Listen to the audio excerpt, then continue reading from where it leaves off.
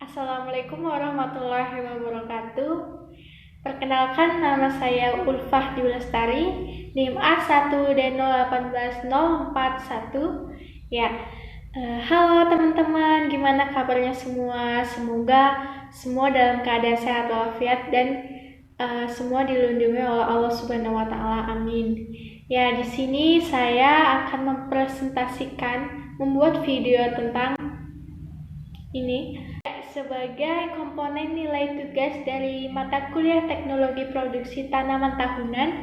Ya, sebelumnya saya berterima kasih kepada Ibu Wilis Cahyani, SPMP, yang sudah memberikan saya kesempatan untuk memberikan sedikit ilmu tentang budidaya tanaman kopi. Nah, terima kasih juga buat asisten praktikum teknologi produksi tanaman tahunan, dan tak lupa pula dengan teman-teman saya semua yang sudah mau mendengarkan saya dan menyimak saya dari awal. Ya, langsung saja saya akan jelaskan tentang tanaman kopi. Tanaman kopi itu apa sih ya teman-teman? Jadi, saya akan menjelaskan tentang poin-poin penting dari tanaman kopi. Apa aja sih ya? Yuk kita simak video berikut ini. Check it out. Tanaman kopi. Saya akan menjelaskan latar belakang dibuatnya makalah untuk tanaman kopi. Negara Indonesia merupakan negara agraris. Oleh karena itu, prioritas pembangunan hingga saat ini masih tetap diletakkan pada sektor pertanian. Nah, salah satunya adalah tanaman kopi di Indonesia yang merupakan salah satu bahan pangan dan unsur dagang yang mempunyai arti penting sebagai komoditi termasuk untuk diekspor. Saat ini, peningkatan produksi tanaman kopi di Indonesia masih terhambat oleh rendahnya mutu biji kopi yang dihasilkan, sehingga mempengaruhi pengembangan produksi akhir kopi. Oleh karena itu, banyak masyarakat Indonesia yang menanam kopi sebagai sumber mata pencahariannya. Tetapi, masih banyak juga masyarakat Indonesia yang tidak tahu atau kurang mengerti tentang budidaya tanaman kopi dengan baik. Di slide ini, saya akan menjelaskan tentang subbab tanaman kopi. Terdapat 8 subbab tanaman kopi, yaitu yang pertama, taksonomi dan biologi tanaman kopi, yang kedua, arti penting tanaman kopi, yang ketiga, fase pertumbuhan dan karakter fisiologi, dan yang nomor ke-4-8 termasuk dalam budidaya tanaman kopi, yang tahapannya meliputi persiapan lahan, pembibitan dan penanaman, pemeliharaan, panen, dan pasca panen. Ya, kita memasuki pada bab yang pertama, yaitu taksonomi dan biologi tanaman kopi. Sistem taksonomi kopi menurut Raharjo 2012 secara lengkap yaitu tanaman kopi berasal dari kingdom plantae atau tumbuhan, subkingdom Tracheobionta atau tumbuhan berpenghulu, superdivisi Spermatophyta atau tumbuhan penghasil biji, divisi Magnoliophyta atau tumbuhan berbunga, kelas Magnoliopsida atau tumbuhan berkeping dua, subkelas Asteridae atau dan ordo Rubiales, famili Rubiaceae, dan genus Coffea, dan terakhir spesies Coffea sp. Coffea sp terdapat spesies lagi, yaitu ada Coffea arabica atau Coffea arabica, Coffea canefora robusta atau Coffea robusta, Coffea liberica atau Coffea liberica, dan Coffea excelsa atau Coffea excelsa. Morfologi tanaman kopi. Yang pertama adalah akar.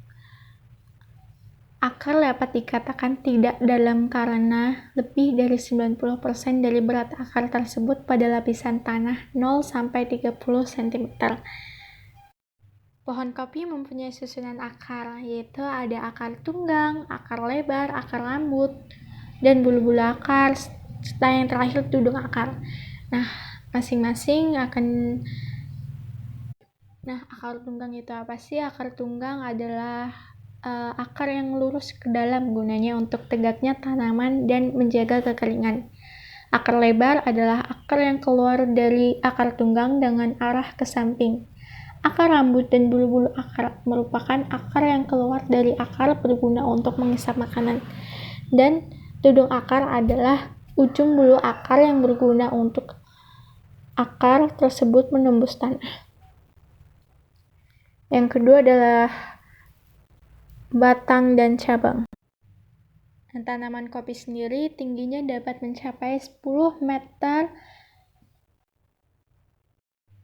Tanaman kopi kalau dibiarkan tumbuh tingginya hingga mencapai 10 meter, berbatang tegak lurus, mempunyai ruas, dan memperlihatkan dimorfisme atau dua bentuk dalam pertumbuhannya. Yang ketiga ada bunga dan buah. Jumlah bunga dalam keadaan optimal bisa mencapai 6.000 sampai 8.000 bunga per pohon. Jadi bunga kopi itu terbentuk pada ketiak daun dari cabang, terdapat 4 sampai 5, masing-masing terdiri dari 3 atau 5 bunga. Yang kedua adalah seterusnya adalah buah. Buah tersusun dari 2 bakal biji. Nah, dinding buah atau perikarp terdiri atas kulit buah atau exokarp, memiliki karakter liat dan berwarna merah setelah masak.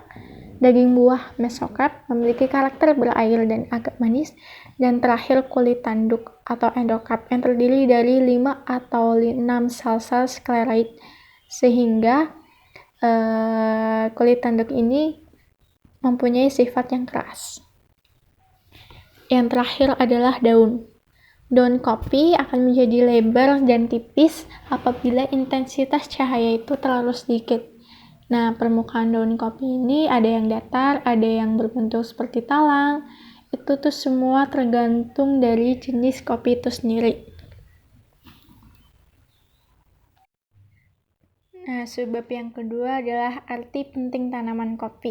Terdapat 3 manfaat nih yang bisa saya simpulkan tentang pentingnya tanaman kopi, yaitu secara umumnya adalah minuman segar sebagai bahan ekspor dan memberikan keuntungan bagi negara dan petani setempat. Jadi waktu zaman penjajahan bangsa Eropa, kopi dijadikan minuman penyegar karena waktu itu bangsa mereka atau Eropa itu beriklim sangat dingin, jadi mereka membutuhkan minuman untuk menyegarkan tubuh mereka, menghangatkan tubuh mereka gitu. Nah, yang kedua ada bahan ekspor. Jadi dari hasil ekspor tanaman kopi ini itu memberikan keuntungan bagi negara, gak cuma untuk negara, tapi untuk negara yang gak hanya untuk negara yang memproduksi kopi itu sendiri, tapi negara yang mengimpor kopi dari negara penghasil produksi kopi. Dan yang terakhir adalah memberikan keuntungan bagi negara. Sebab kedua, arti penting tanaman kopi. Secara umum, bisa saya simpulkan, tanaman kopi itu memiliki arti penting untuk kehidupan manusia. Itu ada 3. Yang pertama adalah minuman penyegar. Waktu bangsa penjajahan, bangsa Eropa itu sangat membutuhkan kopi untuk minuman penyegar mereka karena dari wilayah mereka itu wilayah subtropis yang beriklim dingin, jadi sangat membutuhkan berbagai minuman yang menyegarkan tubuh mereka dan menghangatkan tubuh mereka.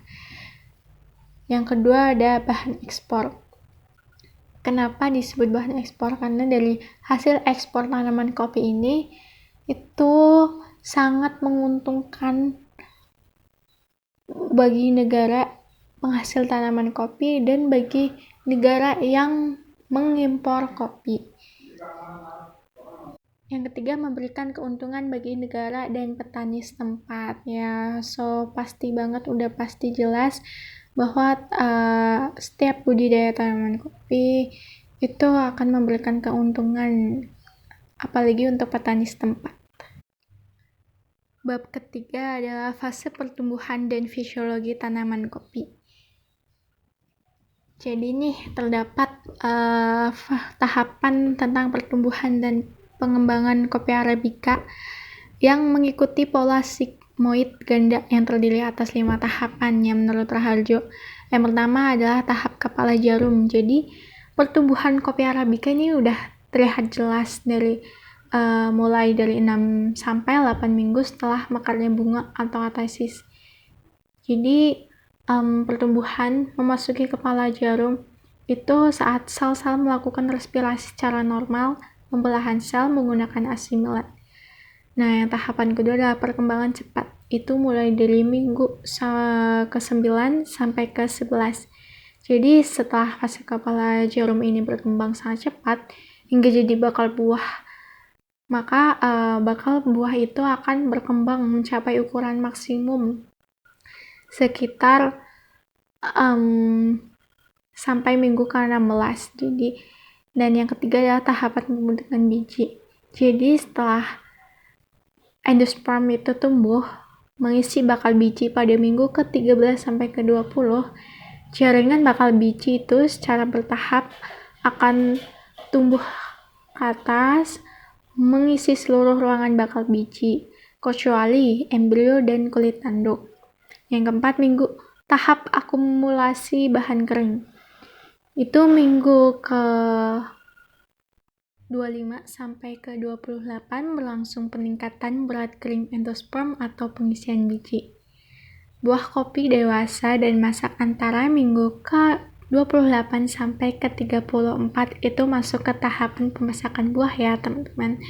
Jadi dalam pemasakan buah ini itu tergantung sama iklim dan kultur teknis dari budidaya tanaman kopi.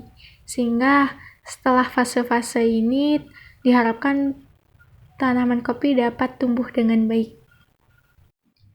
Nah, tanaman kopi dapat tumbuh baik pada daerah yang terletak antara 20 derajat lintang selatan.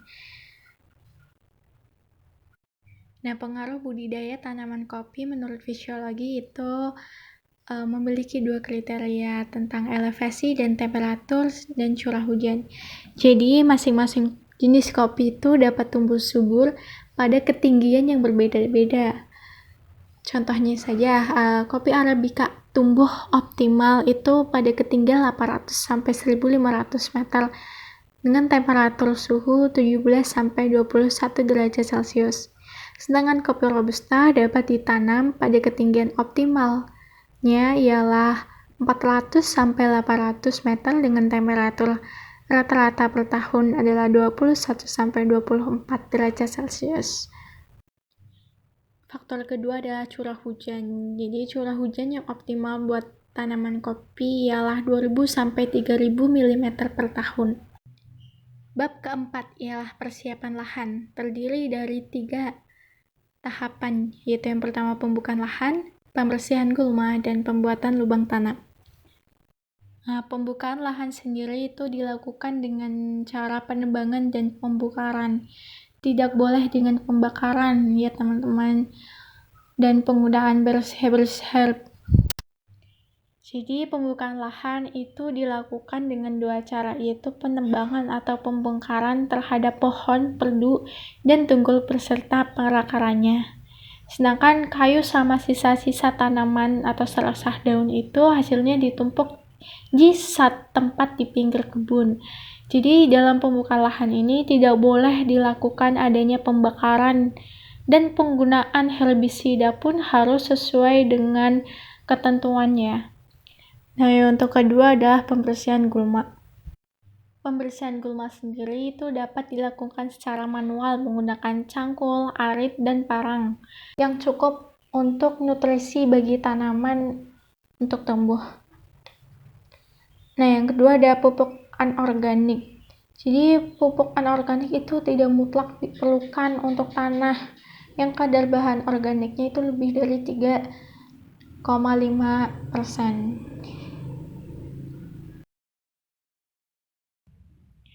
Ya, teman-teman pasti udah pada ngerti kan tentang apa sih yang udah dijelasin tadi di awal tentang tanaman kopi. Tanaman kopi mulai dari taksonominya, biologinya, arti penting tanaman kopi itu apa, fisiologi tanamannya, sampai dengan tahapan budidaya, mulai dari proses awal persiapan lahan sampai dengan pasca panen. Nah, sudah sampai penghujung. Terima kasih saya ucapkan untuk teman-teman yang sudah mau mendengarkan pemaparan saya dari awal. Semoga dapat bermanfaat bagi teman-teman sekalian, dapat menambah ilmu dan dapat menambah wawasan tentang betapa pentingnya itu tanaman kopi terutama di Indonesia ya. Jadi terima kasih pada teman-teman yang sudah mau menyimak video dari awal hingga akhir. Apabila terdapat salah-salah kata, mohon dimaafkan. Wabillahi taufiq wal hidayah. Wassalamualaikum warahmatullahi wabarakatuh. Semangat!